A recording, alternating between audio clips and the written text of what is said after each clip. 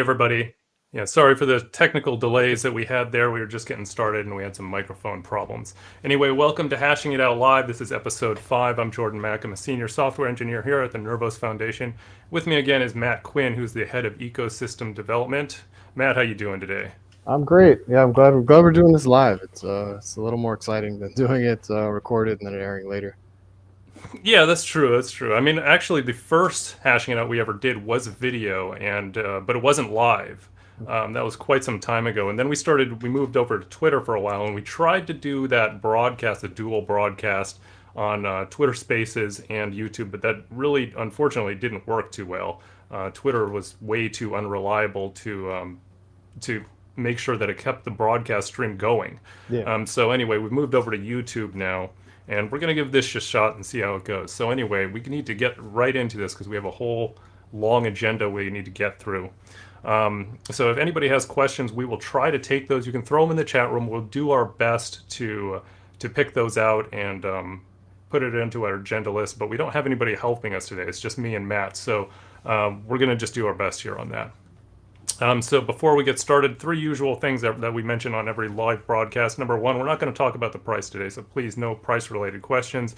Number 2, we can't tell you about things like when we're going to be on Coinbase because we don't know. That's trade secret information, and anybody who tells you they know is actually lying to you. And number 3, the opinions expressed on the show are of the individuals, not of the Nervos Foundation. So you're just hearing me and Matt in terms of the opinions that we're going to be stating later in the show. Okay, so let's get into some updates. Number 1 here. Let's see. Godwoken. So we have some things that have happened in Godwoken. Do you have anything that you could start on that with, Matt? Yeah. So I guess we're on version 1.5 now. So it looks like they've improved the account creation process. It used to be even if you've received a transaction, you needed to go to a certain portal and still click a button, tick something to create an account, and now that's automatic. Anytime you receive a transaction, it accounts for your transaction or your account. They've introduced a max cycles limit, which I don't quite know what that is. I guess it's like a gas limit, right? Yeah, tweaks to the gas limits and stuff. It should help performance a little bit. Yeah, I know that the gas fee was an important thing that people were talking about, and it looks like they have reduced the minimum gas fee, which I'm sure a Yeah, lot of people that's a about. big one. That's a big one, yeah, because we had people that had unfortunately gotten a little bit spoiled by the free gas fees of version 0, Godwoken version 0, but that's not a sustainable path. There has to be fees. So, yeah, the new one is it's I believe now the least expensive optimistic rollup out there right now, and it's similarly priced to ZK rollup, so it's very competitive right now. Yeah, it's great. Anything? I see 1.6 is coming up. Do you want to go through the 1.6? Yeah, I'll go through 1.6. But finish. There's 1 or 2 other things in the 1.5. They're not really. It's mostly a lot of small updates that occurred. I mean, we have a full list on. I believe it's Nervos Talk if anybody wants to view those. But most of it's pretty technical, so we'll skip over most of that. Now 1.6 is going to be coming out, so we got a preview on some of that, and some of it's some pretty good stuff there. Previously, I actually did a video on setting up a wallet. You had to set up a PCKB token to actually be able to do the transfer. That's now being removed. It's going to be able in MetaMask. You're going to be able to use the send button just like you would in Ethereum, which is great. We had provided a workaround. That workaround will no longer be necessary, which means I got to redo that video because like all those workarounds I put in there are now irrelevant. It works just like Ethereum. So there's also some stuff with the read-only communication with read-write nodes, which is being improved. This is really a back-end thing that nobody's going to notice unless you're a developer. It's going to really help the experience for developers, and it's also going to help us integrate with some node providers like Anchor and GetBlock in particular, which are node providers kind of like Infura. And so we're going to have a much more scalable ecosystem in the future once we get these last couple changes in. And let's see. There's a bunch of other small little improvements here, and then there, I believe there's a block time improvement. I think the block time thing is probably most interesting to people. I know there has been some talk about the long blocks on Godwoken, and I think there's some kind of architectural things that they're working out in respect to block time and things like DeFi, if they utilize the block time in their calculations, it does seem relatively complicated, but the goal is to just reduce latency of the network, and it seems like they're making some progress. Yeah, yeah, I believe right now it's usually 30 to 40 seconds. Sometimes I've noticed it's a little bit longer, but they want to get that down to approximately 8 seconds, which would rival the main net, or excuse me, layer one's main net. And I think that would be really great to be able to see these transactions come through a lot quicker. Yeah, I think Okay, reliability of that block time also plays into the withdrawal window of if we say it's 10 days and then the block time fluctuates, it could be longer. So I think they're trying to improve the reliability there as well. okay, okay, I wasn't aware on that one. Okay, so let's go into the next one here, Covalent. We wanted to mention that that has now launched live on Godwoken version 1. This one was actually announced a very long time ago. I actually remember doing a live stream with Covalent. I think it was last year, and Mhm. they've finally gotten that up and running on version 1 now, Godwoken version 1. Yeah, it's great. The next thing I see on here is XP Network. So I worked with that team a good amount to I guess to facilitate the integration, and we're live on Godwoken now, and so that is XP Network is a NFT bridge. They support 18 different chains, and right now you can move NFTs, from these different chains to Godwoken and vice versa. And in their grant proposal, they also outlined L1 NFT bridge, and I know bridges are very important to the community, and I know we'll talk about them a little later. Overall, we want to work with strong partners who are building these bridges because that is the best we can do with the relatively dangerous endeavor. So yeah, XP Network, we'll be talking to them about how to build a L1 bridge as well. Right, right. Well, yeah, that's great to hear, especially since OpenSea is still on the Ethereum, and I guess is it Polygon too. So Yeah. this will bridge us to both of those. Um, I did try to give it a shot yesterday night, but I wasn't able to get through. It looks like they have a whitelist in there. So as soon as that, I would say that they bridge to L1. That's probably going to be the big one since a bunch of our NFTs are there. We should start pushing for whitelists to get that out there because I know there's a lot of people who want to list their stuff on OpenSea because it's simply a bigger market, and this should enable that to be able to be done. Okay, so let's move on to the next one here. XDAO. XDAO is now integrated with Godwoken version 1 as well. So for anybody who's unfamiliar, it's a point and click tool that allows you to launch your own DAO, which is a decentralized autonomous organization, which is really a governance tool that allows the organization members to vote and control funds without any type of central authority, which is really great because this removes a lot of bureaucracy and hierarchy friction that can occur. Let's see. Let's see. I believe they have 30 different chains out there, and they've actually created thousands of DAOs. So they're a pretty popular service already. They're now available on Godwoken, and we want to see a lot more DAOs in the future, just in general. Just in the ecosystem, of course, Nervos is a community-driven project. So we've had some discussions with. We know that there's some people active in the community that want to get those things started. This is now a tool that will actually help them to make that happen much easier than it was before. Yep. So next thing I see on the list is .bit. So .bit did their fundraising. They raised $13 million, and they're working on a DAO as well, the name DAO. Do you have any thoughts on the name DAO? On NameDAO, no, actually. I just had heard about that last night. I have not looked at it very closely yet. Could you break it down for us a little bit? Yeah, so I think the idea is to have multiple sub DAOs within the name DAO. So like say we'll say that the Russian character set, people who own those Russian character names would have a DAO, and then for other character sets there would be DAOs as well, and this would all kind of roll up into this concept of a name DAO that owned the namespace, and I would assume shared their registration fees, something like that. I think that they're very much at the start of this decentralization process. They're going to do a Twitter Spaces, I think in the next couple of days. It might have already occurred, but yeah, I know that this idea of a path toward decentralization is very important to the .bit team, and yeah. Right. Well, that definitely sounds pretty interesting to me. Um, breaking it down by actual namespace and allowing different governance within the platform. That is a unique aspect of it. I haven't heard about anything like that on similar platforms. Um, Yeah, so .bit is really an interesting thing. I think we should mention yeah, some more about it. Most people are familiar with it because it allows you to buy .bit domains. They look like domains. I call them domains, but they're actually decentralized IDs that are in the form of NFTs. So there is a little bit of a distinction there on that. And they allow you to do all kinds of things. You'll be able to send and receive crypto from them, use it as a way to log into various dApps. And it gives you a nice little web presence page, which is kind of similar to Linktree, but it has a lot more details on there. It allows you to show off some of your NFTs, various things like that.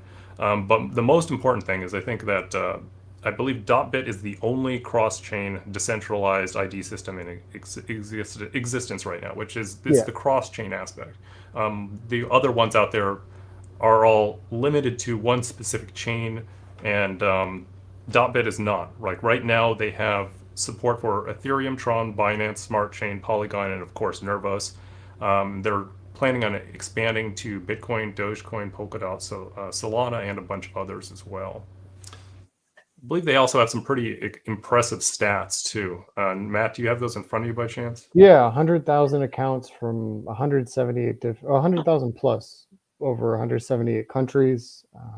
Yeah, .bit has really been surprising to me because honestly, I wasn't all that excited about ENS or unstoppable domains. They seemed kind of limited in their reach. I think that's changing now as Ethereum kind of like takes over the world. But yeah, the cross chain term, I think .bit really redefines what cross chain means. I've been just calling it chain agnostic because when we think of cross chain, we usually just think of bridges. But with .bit, some of these people are out there with .bit addresses and don't even know that they're using Nervos because they're just interacting with their Polygon wallet, sending over Matic or wrapped token on Polygon for their domain, and then they have their .bit, and if they ever need to update it, they're just going to sign something with their Polygon wallet, and it really to me it's very demonstrative of what Nervos can do, and in some ways a little scary for the prospect of promoting Nervos because it does kind of just disappear. But I think that the next thing I see is about the NFTs,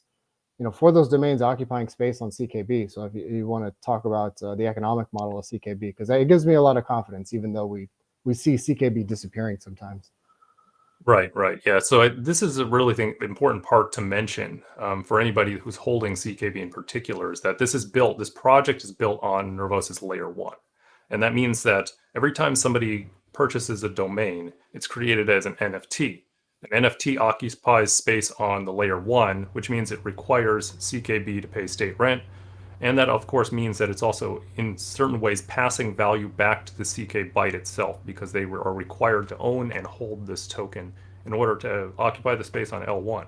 So the bigger that this project gets, the more ecosystems that they touch and more users they bring on, they are actively bringing all of these users to Nervos' layer one. They just aren't going to know it yet. They're never going to actually interact with it directly, but they are all passing back a small piece of value with every single NFT back to Nervos' layer one. So this is a very, very important project to us. And this is fantastic that they're doing so well.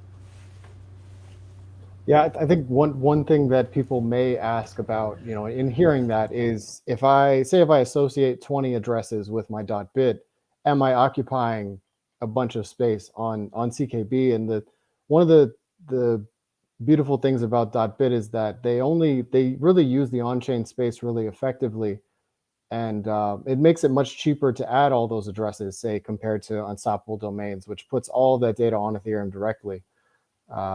.bit utilizes the chain history and some proofs, within their system.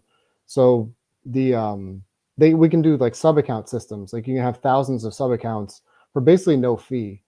And I think as .bit scales up and they start doing things more along this DAO line, we're really going to see the power of that. Yeah, I know that I was reading through some of the technical docs just the other day, and that they've done a bunch of stuff in there that really isn't apparent. and I need to get deeper into as well, just because I know that they've pioneered a couple concepts out there. Like, for example, when you purchase a domain, it goes through a two-step process. The first Mm. step is to actually put a hash on the chain of the domain you're purchasing. And the reason that they're doing that is because the hash doesn't reveal any information about what the domain that is actually being purchased. So it doesn't allow front running in that respect. Mhm. Nobody can monitor the mempool and say, wait a minute, I like this domain. I'm going to pay a higher fee and get it before they do. They can't do that because all they'll see is a hash. And so once the hash is out there, then it does a second step, which actually publishes the name publicly. And so anyway, this is a great system that they put together here on this. And I want to actually dive through this. I'd love to actually put together some documentations or video or something about some of the things that they've done on their platform here, because they've actually done quite a bit under the hood that really just isn't apparent right now. They've done a significant amount of innovation just in the industry and within the domain type naming systems in general. Yeah, I think a key thing to understand about the .bit project is that the founders came from a wallet project previously, so I think that there's a pretty good understanding of the problem space, and they've actually worked on .bit for about a year and a half, and I think they make it look relatively easy. They make a great user experience, but yeah, there's a very well thought out deep solution under the hood. Yeah, yeah. So it's a great project. They're doing very well. They just closed 13 million Series A, which is fantastic. I mean, this just means that the project has gotten traction. They've gotten investor support, and now they're working on the name DAO system, which sounds like they're going to decentralize it and open it up even more opportunities for the community. This is one to watch. This is one to watch, people, because like this is something that's starting to take off here, and it's starting to get support in other ecosystems as well. Yeah, So they're I the actually, yeah. greatest. So we can't say enough about .bit. Yeah, they've grown the most in volume on OpenSea recently. You can sell your .bit on Ethereum. They have a bridge, and Oh, they yeah, do. Oh, that's fantastic. yeah, All right. they're just of course they're lagging behind ENS, but yeah, they are the fastest growing. So it's exciting. Yeah, yeah. I finally bit the bullet and bought my first I noticed .bit that. Yeah. yesterday. No, yeah, yeah. I registered JordanMac.bit for 20 years because I figured they're going to be around for a while, and so am I. I That's fair. wanted one of those four-letter domains, but those are really pricey, and I think they're going to be opening up the three-letter and smaller pretty soon. I believe there's something about that.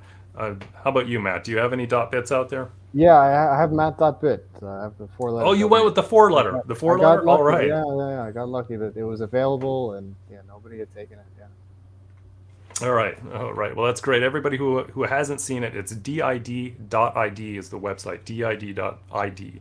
And we're going to keep moving here because we are already over time on our schedule here. So the next thing we wanted to go through is a little bit of the proof of work versus proof of stake debate, because that's in the news a lot lately. As we know, Ethereum is going to be moving to proof of stake, which is imminent, I would say. And it really Yeah. looks like it's going to be happening this Yeah. time. Just a little under a week Vitalik's been away. talking. Yeah. Yeah, yeah. Vitalik's been talking about this forever, right? It's like I remember when I met him in person in 2016, he was already talking about it then. He was talking about Yeah. how they were going to try to push to get it out by the end of the year. And obviously that didn't happen. We're 6 years later now, Yeah. but it finally looks like it actually will happen this time. Yeah. I almost feel like for the American audience out there, like Paul Revere, a little bit of the British are coming. The British are coming. That like the narrative is coming for proof of work. I saw there was an article in Time yesterday about businesses adopting Ethereum because of the move to proof of stake. There's an article in The Economist, I think, that the future of crypto depends on the merge and Ethereum's move to proof of stake. So I really think the knives are out for proof of work after this goes through, and we're less than a week away. I think it's really going to test the values of decentralization, proof of work. Like the reasons why proof of work was created in the first place, and yeah, I mean, I think that there's no shortage of points that we can bring up around like why, I guess, what differs between proof of work and proof of stake, and why some people might prefer proof of work over proof of stake. There's no shortage of critiques of proof of work, which I think a lot well founded, but maybe poorly positioned and a little alarmist to try to sell a different solution. But yeah, this is a debate that's gonna rage on, and I think it's the veracity of it is only going to increase very very soon.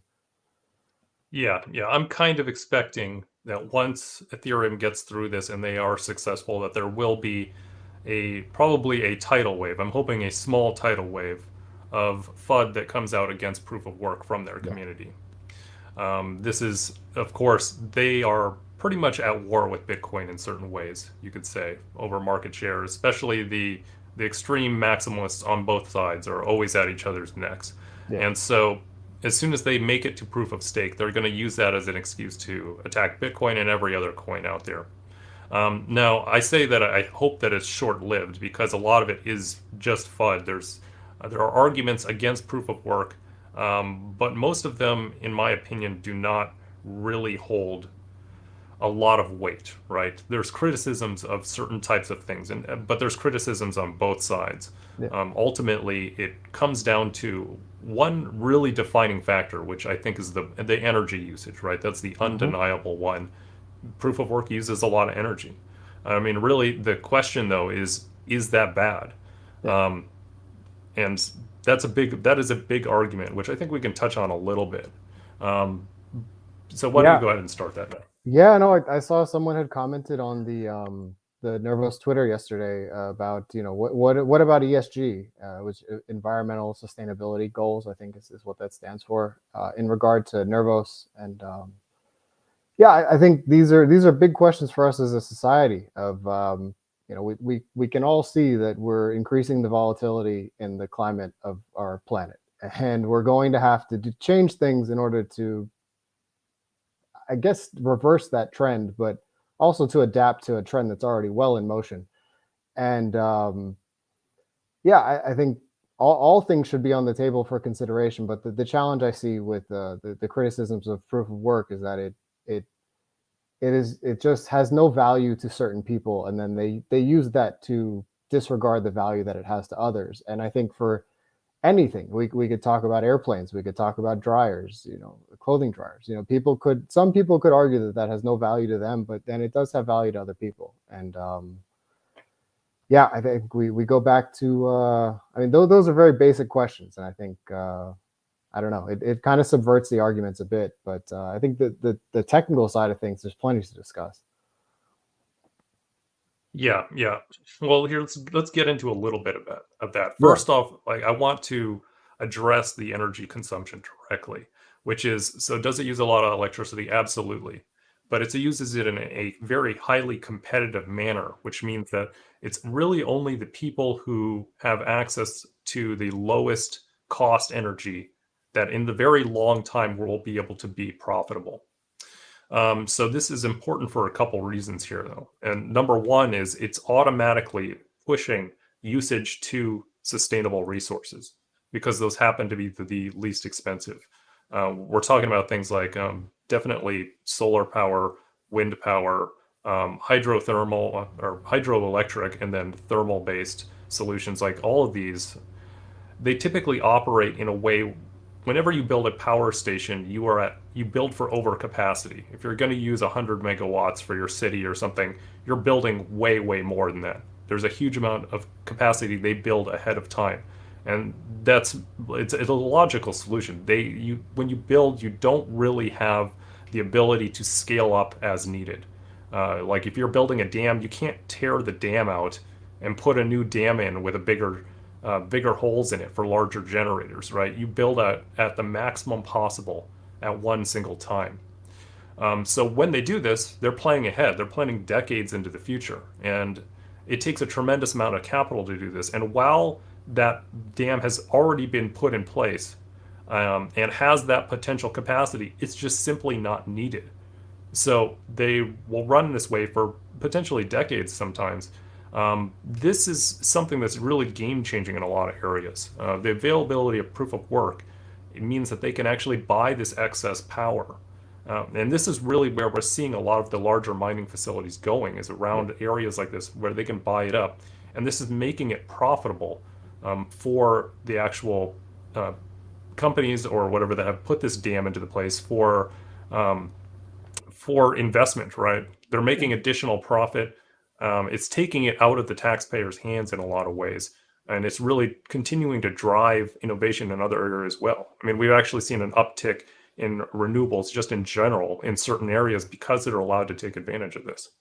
Yeah, I think another great example is the capture and flaring of methane. Of This is a huge topic in the Bitcoin community at this point. Of there's methane gas that comes off of landfills or out of oil wells, and from a capitalistic perspective, the most efficient thing to do is to just allow that methane to seep out into the atmosphere, because it would cost you money to capture it and flare it. And the methane actually is it's a different gas compared to CO2, but that capture and flaring, burning of the methane, converting it to CO2 has a net negative. I guess I don't know. I'm no expert. Net negative ecological impact, over the short term. But the key here is that the capitalism that is driving that gas to just just left into the atmosphere. Once you add Bitcoin to the equation, there's actually a better alternative, because now there's an economic incentive to capture that gas and burn it. And I think these are the kind of nuances or corners that make it very difficult to just paint proof of work in a certain light. I think that there's always more to the conversation. Yeah, there always is, and there's also additional uses we've started to see emerge. I believe that we covered previously. There's an entire town in Canada somewhere, which they switched their gas burners. They have a centralized heating system in this one, so it's a little bit of a unique case. They use centralized heating for the entire city, and so they moved it from gas burners to electric Bitcoin miners to heat up the Yeah, central system there, and that's because there's a gas shortage actually in their area and yeah, they've actually put in, I think, a mandate as well that they move off of gas. So why not mine Bitcoin at the same time, utilize that extra yeah, heat to heat the city, and they get to keep the Bitcoin. I mean, it's a perfect utilization there for them. It makes perfect sense. And we've also seen similar things occur on farms too, where they have these gigantic greenhouses that are now being heated up by the excess heat from Bitcoin miners. yeah. I think well, this is one angle of the conversation. It's about the ecological impact and difference between proof of work and proof of stake. And I think that is where the conversation has been. But I think as we see proof of work or proof of stake in production and in practice, that narrative, or the focus of the narrative, may shift to some degree, and that's going to be in toward the not necessarily the owners, but the people who have the ability to control a network and the changing stakeholder group. If you think about who are miners compared to who are exchanges, which exchanges will hold most of the coins just because people leave their coins on exchanges. And these exchanges will be the large entities in a proof of stake world. This notion of control of the network and that shifting, I think, is going to become a bigger and bigger part of the conversation as we actually get into a world where the majority of economic activity is occurring on networks that are controlled by these kind of entities, or have the ability to be controlled. Yeah. Yeah.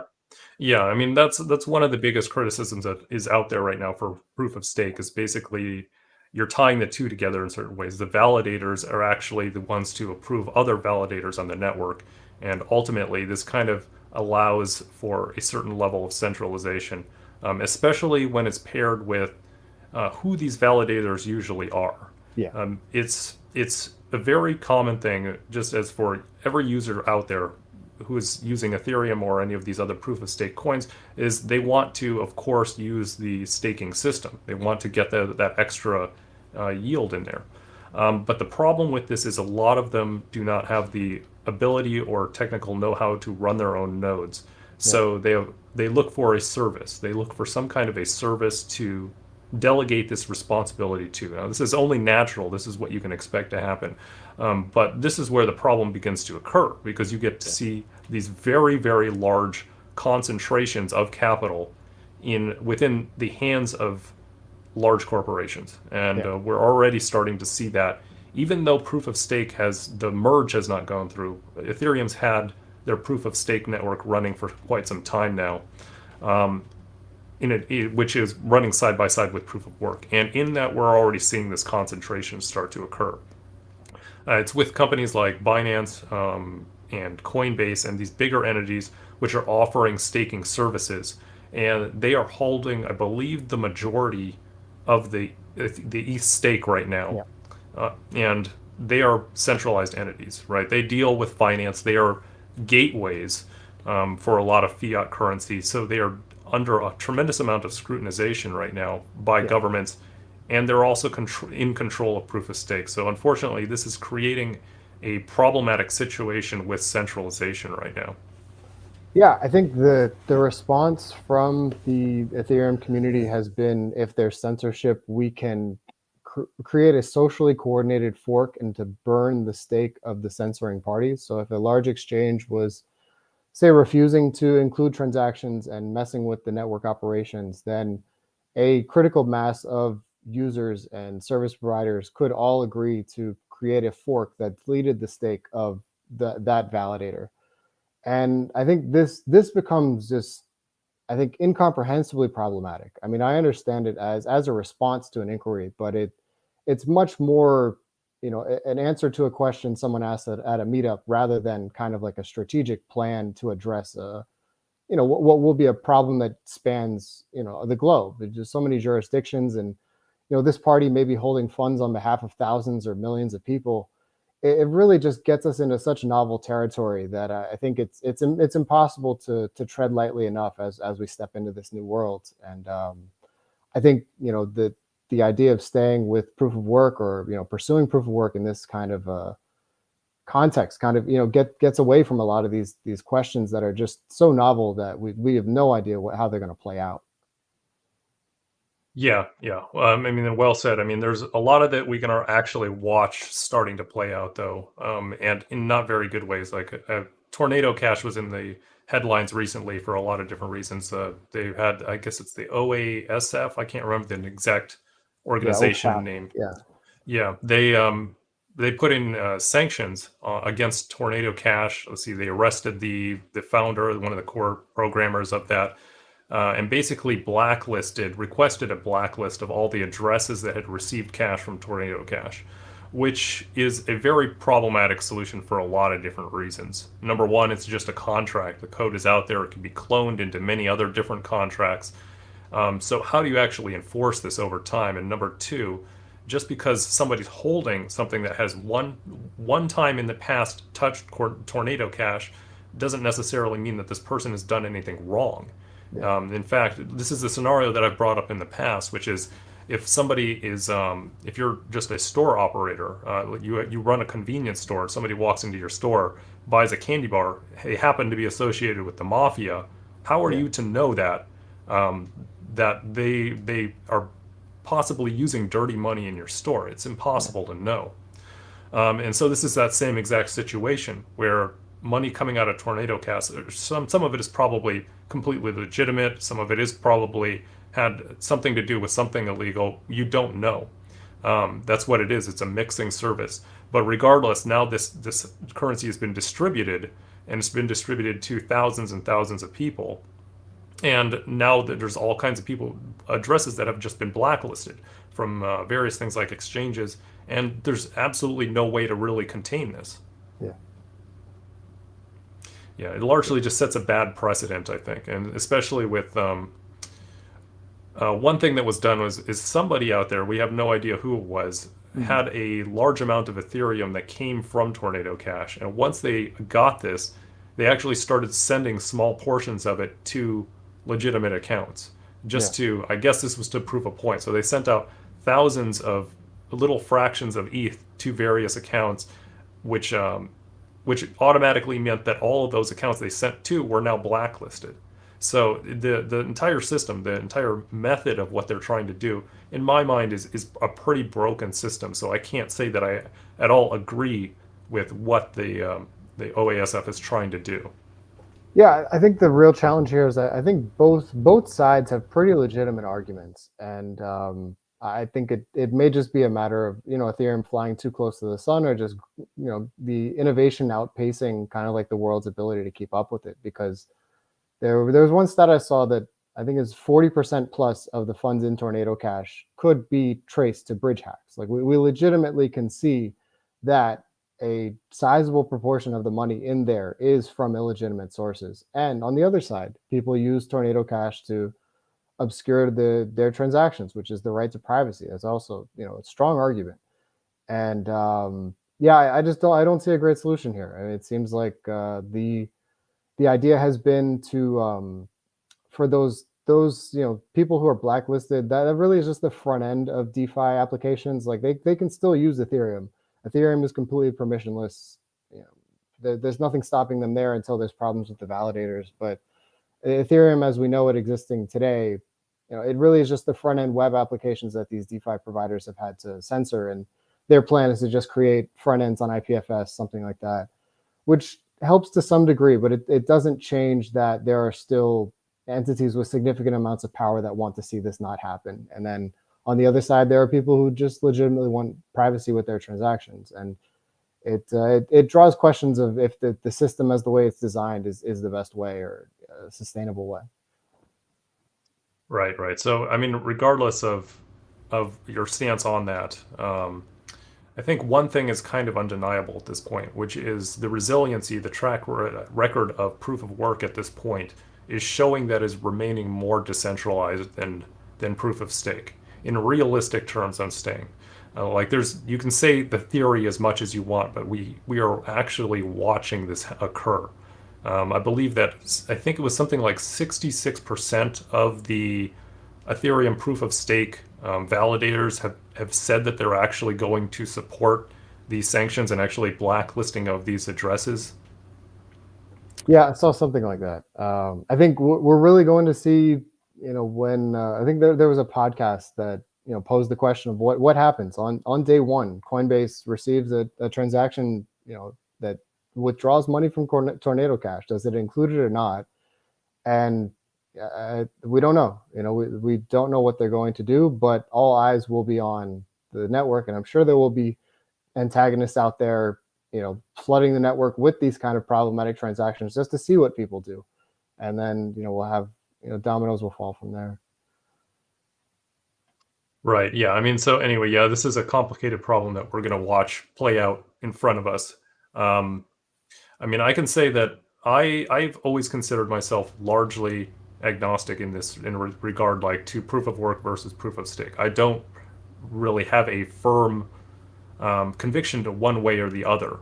However, in hearing the arguments over and over again for years now, I've flip-flopped various times, but at this point in time, I have to say I'm very much for the proof of work side, and it's because of these types of issues. Ultimately, when you're talking about a blockchain and what you're trying to accomplish with it in this world, I don't see a centralized censorship compliant chain as being as of nearly as much value as something that's decentralized and permissionless. Yeah. So if you want that latter, that effect there of having something that is truly decentralized and permissionless, you have to go with a consensus mechanism that actually supports that properly. And proof of work is the only one that I actually see properly supporting it right now.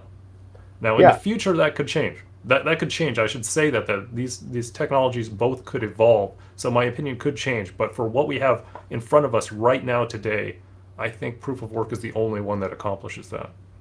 Yeah, I agree. I would say to follow the research. I think on the Nervos end, like we've innovated on Nakamoto consensus, and I shout out the Chia project a lot. I think that they're also working on innovating in regard to Nakamoto consensus, and I think that idea of preserving the fundamental properties that got us here, I think it's important. It's the only way, and I think we're really cutting, selling ourselves short, and really selling the world short if we just kind of throw in the towel and say, hey, well, let's just make some compromises. This is good enough. I think it's not. Right, right.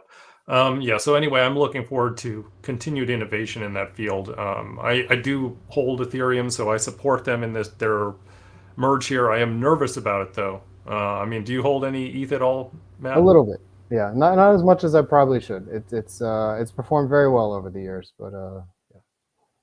Yeah, I've hold mine. I had purchased this before I'd even heard about Nervos, so I've been holding it for quite some time.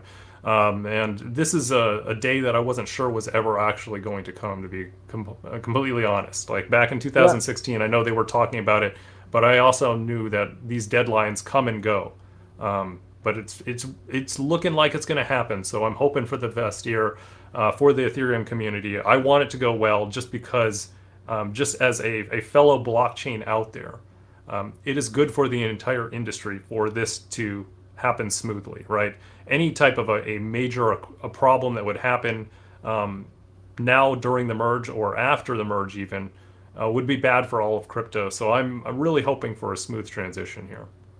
Yeah, same here. Okay, so anyway, we need to move on a little bit here because we are again over time. So we're going to go into the QA portion here. So we've done our best to collect a bunch of questions here from the community. And so let's get into the first question, which is what new bridges will be coming out? Do you have anything that we can state on that one, Matt? So I think we've learned a lot about, you know, bridges through our efforts and also through watching what's happened in the industry. And I think overall, there's really been a scaling back of our like internal ambitions as far as bridges go. We know we can build EVM to EVM bridges well, and there's the Binance and Ethereum bridges up. I actually looked at the Force Bridge UI, and you actually can bring CKB over to Ethereum, but I'm not aware of any sort of like Uniswap contracts or anything deployed. So technically it's possible, but I don't know what you can really do with it there. I think BNB as well. But when we look further out, it really is working with partners that are experts at building bridges. So we have Connects coming. I think that they've had some setbacks due to the Nomad hack and some other. I guess it's mostly due to the Nomad hack, but we're still working with them. I mentioned XP Network before. There is another bridge project coming to Godwoken that I can't speak about today, but there should be information out soon. And yeah, I think from our end, that's really where we are. I think everyone is aware of the Cardano bridge and the challenges we had there. And I think looking at billions of dollars of hacks, I think the idea is that there are experts in building bridges, and to really build bridges, you need to be an expert. Right, right. And let's see, there's also, I mean, we had Seller go live. That's also running too Yeah, on Sellers Godwoken. live. Yeah. Yeah, yeah. So that one's running good. I mean, these bridges on layer two, I think are, excuse me, those that are really powerful concept just in general, because like the force bridge is great, but for somebody to have to go through the extra step of going to layer one and then going to layer two is just a little bit inconvenient. So bridges like Seller are actually a better user experience, and in going from EVM to EVM. So I mean, this is really kind of playing out the way we had hoped it would be, in terms of those more bridges emerging and actually supporting our layer twos. And I think it's also worth mentioning that Axon, this is the anticipated sidechain project, is also going to have a lot of bridging cross-chain capabilities built into it. I believe that it's going to natively support the, what's it called, IBC, the IBC Yeah, protocol, which is from Cosmos. the Yeah. Cosmos. Yeah, and so Cosmos is really big on cross-chain too, so it's going to be compatible with that. It's going to enable a lot of interoperability. They also have their own solutions for cross-chain protocols that they're building, and there's a lot of plans to continue that effort into the future. So this is a project that will, out of the box, be very, very, very cross-chain. And as more sidechains come about, there's going to be a lot of bridge activity to, I'm sure, layer one and layer two, and external chains. And at some point, you're not even going to want to keep up with this stuff anymore, because there's just going to be too many bridges out there. We're already starting to see that to a point, right? It's like, Yeah. how many different bridges do you actually need to get to the same places, right? There's only so many big ecosystems out there, and we're already connected to most of the big ones at this point. Yeah, I think things kind of move to layer three at that point. Like there's an optimization kind of task at hand of where's the liquidity, where do people need to move, and they're interacting with something higher level that's, I guess, managing those different bridges at that point. Yeah. So okay. So let's move on to the next one. What is the team most excited and focused on? So I've heard a lot about light clients. So I think we have a question later on about when light clients are expected. And from what I've heard, a testnet in Q4 and mainnet sometime after that. But I know that's been a focus of the teams. Payment channels also is something we're continuing to chip away at. So there should be some news about that in the next month or two. and of course Axon as well. I think that that is a priority, and I think we're this. I was excited to see this thing about IBC because it does seem like the team is plugging away on it and maybe expanding the scope as they get into understanding what they really need to do. And yeah, personally, the Coda protocol seems to be getting some adoption. There's now a website which I'll see if I can drop in the chat if we get a second. And so for people who don't know what Coda is, it's a low-cost NFT solution. So we're very used to thinking about one CKB equals 1 byte. So if someone wants to create an NFT, they'd need say 400 CKB. But Coda utilizes some cryptography tricks to be able to store pretty much an unlimited number of NFTs in a very small amount of space. So when we think about mass adoption of NFTs, it should be a great solution there. And there's a team working on NFT Marketplace and other adjoining solutions. And of course, there's Tempest. If anyone is familiar with the Nervos ecosystem, I'm sure they've heard about Tempest by now. And it is I think, a next generation DeFi or reimagining of what DeFi should do, and utilizes the unique properties of CKB just to create an experience that is very different from what we're used to on Ethereum when we think about DeFi.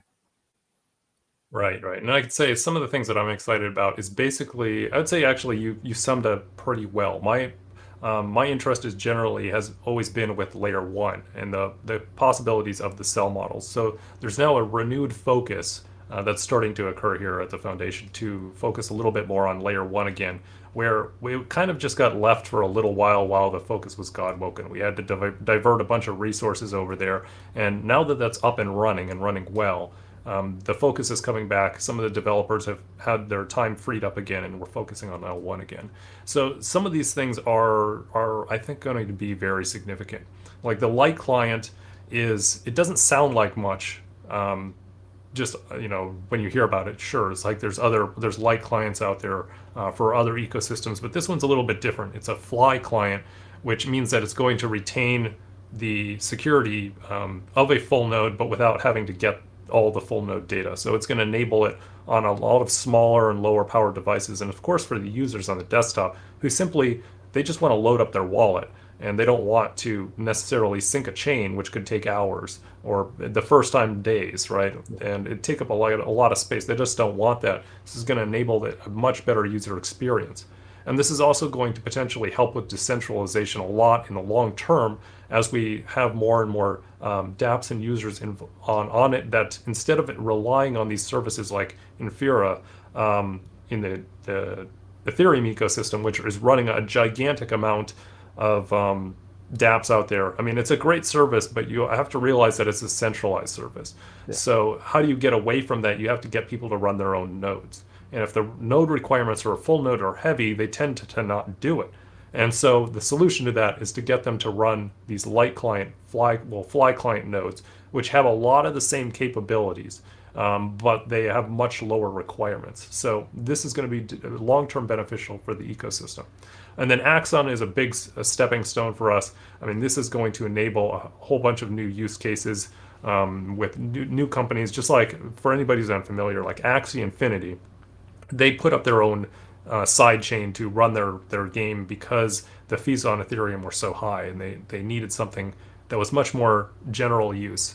It's a little more centralized, but at the same time, it serves their purposes. There's a lot of use cases out there, especially when you talk about gaming on blockchain, which is a industry that's only growing right now. They need these types of solutions, so we're providing something that's out of the box. A very good fit for these type of services, and I'm sure we'll just see the use cases grow on that.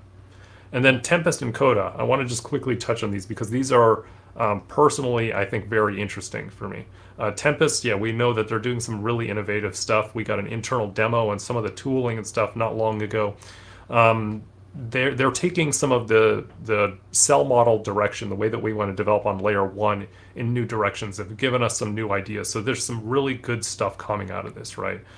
This is refreshing because we've been, like I said, when we were focused on Godwoken, we weren't looking really to the future anymore. We were playing catch up in a lot of ways, right? That's what Godwoken was, is to get its onboarding. It's to make things easier to get into the ecosystem, but it's not really looking to the future, it's EVM, and Nervos was created to address a lot of the problems with EVM. And those solutions are all found on layer one within the cell model. So Tempest is a project that some of the technology and the angles that they're using are helping to push that forward. And then Coda, I want to touch on too, which is the token standard, which is definitely a big step for, I'd say NFTs is going to be one of the biggest steps. And this is because just if you look into any ecosystem out there, very few of these ecosystems have state rent actually implemented and running right now. And most of the solutions out there, when you start to look at how they were implemented, they're not very elegant. They're nowhere near as elegantly done as they are on Nervos. And why does this matter? Why does state rent matter? It matters for sustainability, long-term sustainability.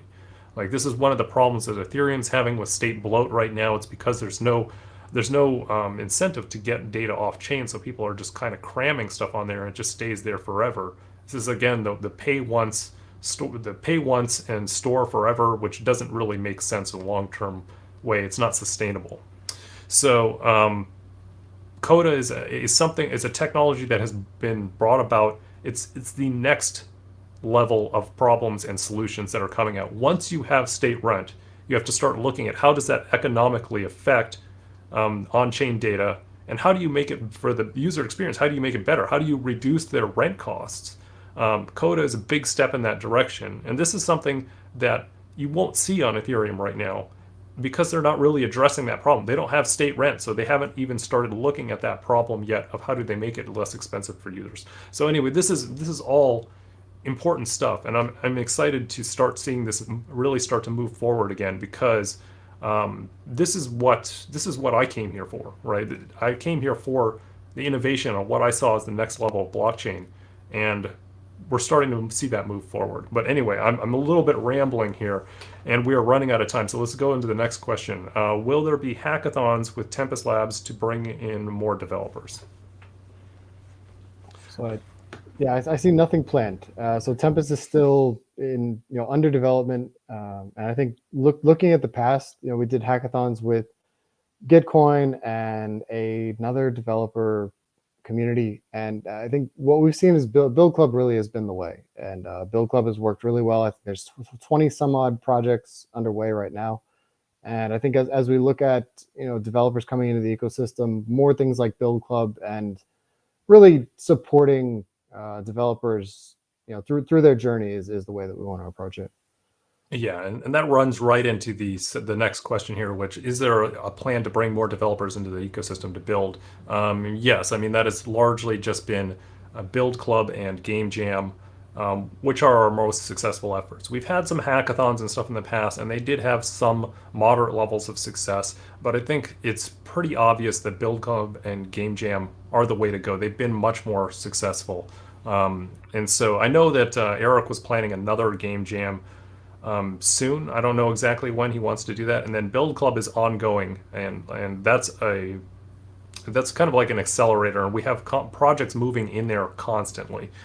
So that's going to keep pumping out more developer projects, and I can only see that expanding in the future. I know there's plans to expand that even larger.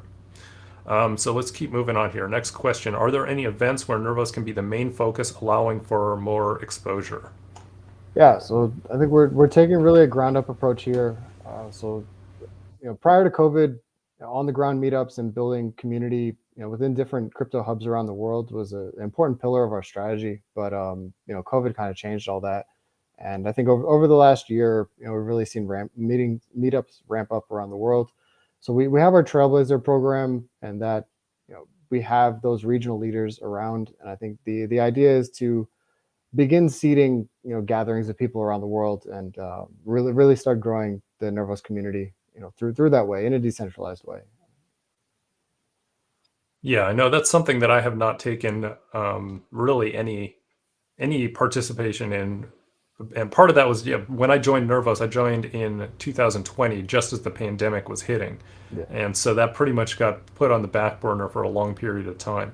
But yeah, I'm looking forward to it. Just personally, I would like to start going to some more meetups and stuff like that. it's just finding the time is a difficult thing. I know Right. yeah, that's a difficult one. I mean, how many different events have you gone to this year, and how much time have you spent on planes? Yeah, I haven't been able to keep track of how many events. Thankfully, not too much time on planes. Some some stuff has been local. Yeah, but it seems to be like the number of events is expanding. Yeah, Yeah, I know you're in Florida, right? And there's a yeah, lot of them that happen in Florida. Yeah, so you're in a good location for that. That is across the country for me. I'm in California, so I'm not sure how many of those I'll be joining you with in Florida. yeah. Let's see. Next one. Let's move on to the next question. Are there any plans for a UI UX upgrade to Neuron Wallet? I haven't heard anything about this one. I don't think that there are No, really I are. think the light client is really the only thing that I've heard. But even that may but we'll see. I haven't heard any like direct implementation plans on that. That's more just been an idea. But yeah, I think CK Bull has been doing great work. I think for people looking for a better wallet, let them know about feature requests, things like that. Because I think these again, I mentioned about bridges, how we want to work with people who are specialists in bridges, and the Pierce's team building the CK Bull wallet are experts in creating wallets, and I think we're as we grow, we're really seeing the value in leveraging people's specialties instead of trying to do it all ourselves because the core team has their competencies as well. And I think we really shine when they can focus on those. And I think CKB, like the L1, is a great demonstration of that. And, Yeah, yeah. I know that the Neuron team still is out there. They're still maintaining it, but they've also, I believe, they stated that they don't want this to be a wallet that has every single bell and whistle built yeah, into it. They kind of wanted to keep it baseline functionality and just keep that working well, and then let the other wallets out there start to incorporate some other functionality. And don't get me wrong, there's definitely functionality that I would like to see in Neuron that isn't there yet. But at the same time, like I can understand their standpoint of just supporting the baseline functionality and doing that well, doing a good job there, and being a pioneer in certain things like the light client. They're definitely going to keep moving that forward. But if you haven't used the CK Bull mobile wallet, I'd suggest anybody download and check that one out. It's a great wallet. It's got a great UI on it and it works pretty solid. and while we're on Let's see. wallets, I'll highlight that there will be a governance proposal posted to the Trust Wallet forum very shortly. And for anyone in the Nervos community, please go out there and upvote, comment on that post. The integration is already done. It's been accepted in the Trust Wallet repo, but they still need to go through kind of like the governance procedure and pushing it through their app. So any support on that front will expedite CKB support in Trust Wallet. All right, so let's see. Next question. Any news for the new website? Yeah, so there is a separate website coming for the foundation. So that is development is underway. All the content's finalized. It's ready to go. That should be out relatively shortly. The Nervos website, which I know everyone has their opinions on, that is going under a complete overhaul. The content is pretty much there. We're just going through finalizing it. It is much more stripped down and straightforward than the previous website, and I think the idea is to, I think, accept that we can't have everything about the project present in one website and for it to more be a straightforward explanation and just to link out to the resources that we want people to go to. And I think that idea of separating the foundation website from the Nervos website is important for decentralization because some people come in and they believe the foundation is this, I guess, shining object that's going to do all the work. But Nervos really is always been a community driven project, and we're doing this together. Right. Yeah. I mean, this is a step towards what has always been the vision by the founders, which is a decentralized, not just a decentralized technology project, but also decentralized governance in every respect. And so they've been making a lot of strides to make that happen internally. And also, yeah, this is becoming apparent here with just the splitting off of it in the website. Now, there was a time when it made more sense to have just a single website, but splitting them apart is more of like I think a symbolic um, gesture in some ways of showing that they are actually separate Yeah, and actually indicating to the community what our stance has always been. Right? There's always been this. we've received a lot of that question of, like, for example, projects that are onboarding into our ecosystem. They want us to promote them, and we oftentimes will say no. We'll give you like a mention or something like that, right? We can't promote you because you're not part of the foundation, and the foundation doesn't is not the owner of Nervos. Yeah. The Nervos is owned by everybody's a stakeholder. It's a completely open source, decentralized project. So anyway, it's not our part to necessarily dictate everything that happens on Nervos. And so it makes sense for the foundation to be separate in that respect also, right? Just in symbolically and in its presentation to be separate from the project itself, because that's what the foundation is supposed to help. It's supposed to help in facilitating the ecosystem to grow, but ultimately Nervos, its ecosystem, is separate, it is decentralized, it is not run by the foundation. Yeah, this is just the nature of creating a permissionless chain. It's out there in the wild now, and I think regardless of how people feel or even like the intentions of the foundation, like it is by its nature kind of out of the control of the foundation. So Right, that's right. Okay, so next question, is development of Axon still on schedule? I don't think I know we asked that internally. I don't think that we got any answer on that one. Did you get anything, yeah, Matt? unfortunately, the information about Axon has been relatively sparse. Yeah, I think we've heard things about Q3 testnet. I think we're kind of getting to the end of that now, and yeah, so I think we have unfortunately a TBD there, but hopefully more information soon. Okay, yeah. So they're definitely working on it. Hopefully soon. I know that we're still seeing a lot of progress on that, and we're all hoping for that one to hoping to see something this year. But we'll see. We'll see when it comes. Okay. Any plans for ZK rollups? I haven't heard anything.